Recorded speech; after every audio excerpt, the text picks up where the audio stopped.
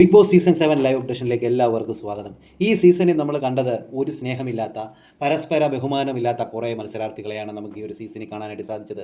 അങ്ങനെയുള്ളിടത്ത് അനീഷ് എന്ന് പറയുന്ന ഒരു മനുഷ്യ സ്നേഹിയെ നമുക്ക് ഇതിനകത്ത് കാണാനായിട്ട് സാധിക്കും. ഷാനവാസിനെ ഒറ്റ സുഹൃത്തായിട്ട് കണ്ട അനീഷ് ഈ പറയുന്ന ഷാനവാസിനെ മെഡിക്കൽ റൂമിലേക്ക് കൊണ്ടുപോയ സമയത്ത് അനീഷ് ഷാനവാസിൻ്റെ ഗുളികകളൊക്കെ എടുത്ത് പരിശോധിക്കുകയാണ്. രാവിലെ ഷാനവാസ് ഗുളിക കഴിച്ചിരുന്നു എന്നാണ് അനീഷ് അവിടെ നോക്കുന്നത്. എല്ലാ ഗുളികകളും ഷാനവാസിൻ്റെ കബോർഡിൽ നിന്ന് വെളിയിലെടുത്ത് ഈ പറയുന്ന അനീഷ് അത് പരിശോധിച്ച് നിൽക്കുന്നു. എല്ലാവരും ലിവിംഗ് ഏരിയയിൽ വഴക്കുണ്ടാക്കിക്കൊണ്ടിരുന്നപ്പോഴും അവർ തമ്മിൽ വഴക്കുണ്ടാക്കി പ്രശ്നങ്ങൾ ഉണ്ടാക്കിക്കൊണ്ടിരുന്നപ്പോഴും അനീഷിൻ്റെ ശ്രദ്ധ ഷാനവാസ് രാവിലെ ഗുളിക കഴിച്ചിരുന്നോ, ഷാനവാസ് ആ ഗുളിക കഴിക്കാതിരുന്നിട്ടാണോ ഷാനവാസ് ഇങ്ങനെ സംഭവിച്ചത് എന്നുള്ളൊരു ചിന്തയായിരുന്നു.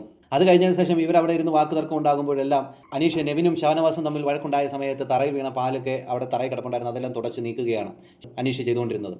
അത് കഴിഞ്ഞതിന് ശേഷമാണ് ലിവിംഗ് ഏരിയയിൽ വന്നിരുന്നത്. ഇരുന്ന സമയത്ത് നമ്മൾ കണ്ടതാണ് ഒരേപോലെയുള്ള സ്റ്റക്കായ പോലെ പുള്ളിക്കാരൻ ഇരിക്കുകയായിരുന്നു. അത് കഴിഞ്ഞ് കുറച്ച് നേരം കഴിഞ്ഞ് പുള്ളിക്കാരൻ പോയി ഛർദ്ദിക്കുന്നതാണ് നമുക്ക് കാണാനായിട്ട് സാധിച്ചത്. അത്രമാത്രം ടെൻഷൻ പുള്ളിക്ക് കയറിയിരുന്നു. രാവിലെ ഫുഡ് കഴിച്ചില്ല, ഉള്ള ടെൻഷനെല്ലാം കൂടെ കയറി അദ്ദേഹത്തിന് ഒരു വല്ലാത്ത ഫീലിംഗ് ആയിപ്പോയി. കാരണം ഷാനവാസിന് എന്ത് പറ്റി എന്നുള്ളൊരു ചിന്ത അദ്ദേഹത്തെ ഫീൽ ചെയ്തെന്ന് അദ്ദേഹം പറയുന്നുണ്ടായിരുന്നു. എന്തായാലും ഈ ഒരു സീസണിലുള്ള മത്സരാർത്ഥികളെ നോക്കുമ്പോൾ 19 ദിവസമായി പരസ്പരം ഒരു സ്നേഹവും കരുതലോ ഒന്നുമില്ലാത്ത കുറേ പേര്, അത് വളരെ മോശം തന്നെയാണ്. അത് കണ്ടിരിക്കുമ്പോൾ തന്നെ നമുക്കൊരു അരോചകമായി മാറുകയാണ്. എന്താണ് പ്രേക്ഷകരെ നിങ്ങൾക്ക് തോന്നുന്നത്? കൂടുതൽ ബിഗ് ബോസ് ലൈവ് അപ്ഡേഷനായി ഈ ചാനൽ സബ്സ്ക്രൈബ് ചെയ്യാൻ മറക്കരുത്.